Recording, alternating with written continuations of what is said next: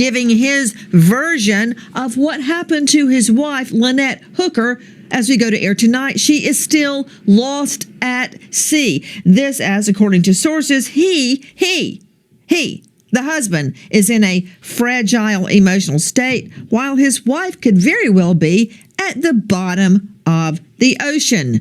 Good evening. I'm Nancy Grace. This is Crime Stories. I want to thank you for being with us. Hey, everybody, good to have you. Welcome back. This is one of those cases that immediately raises questions. A nighttime boating incident in the Bahamas, a woman missing at sea, and a story that just doesn't seem to fully add up.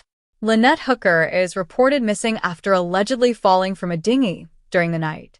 The last person to see her alive was her husband, Brian Hooker, and from the very beginning, his explanation has drawn attention. He describes what happened as a cascade of failures, sudden winds, equipment problems, darkness, and loss of visibility all happening at once.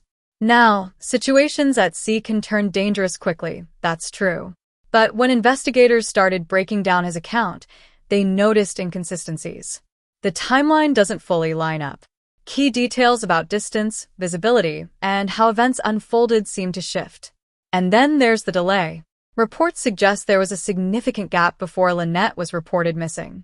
In a situation like this, where every second matters, that delay raises serious concern. It doesn't match the urgency you would expect. A recorded phone call adds to that concern. Brian is heard speaking calmly, measured, composed, without the level of panic many would expect in such a moment. Now, people react differently under stress, but combined with everything else, it becomes part of a bigger picture. Lynette herself was known to be an experienced swimmer, which makes the idea that she couldn't survive even more difficult to understand.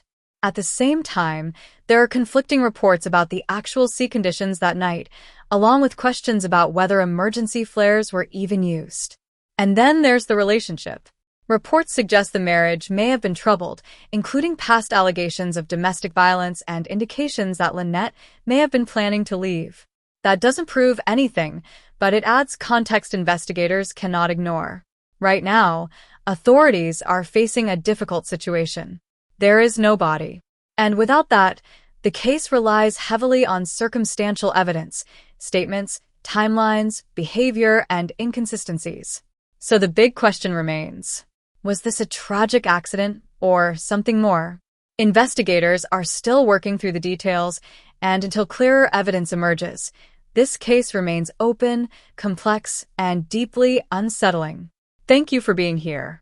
And before you go, please subscribe to my YouTube channel, comment your thoughts below, and share this video. Your support helps keep stories like this in the spotlight.